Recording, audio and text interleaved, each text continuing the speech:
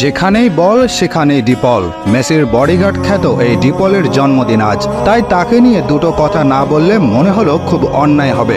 Messi ডিমারিয়ার পর Argentina টিমের সবচেয়ে বেশি প্রভাব বিস্তারকারী খেলোয়াড় হচ্ছেন তিনজন, একজন এমি মার্টিনেজ, আরেকজন ডিপল এবং তৃতীয়জন ক্রিশ্চিয়ান রোমেরো।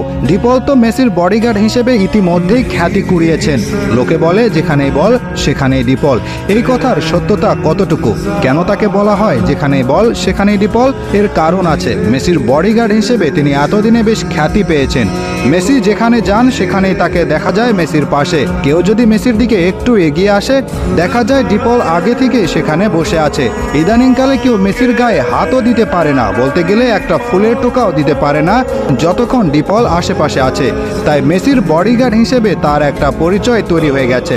আবার মেসির কমান্ডো শোনেন ডিপল। একটা ঘটনা বলি, একবার এক পার্টিতে ডিপল একটু বেশি নাচানাচি করছিল।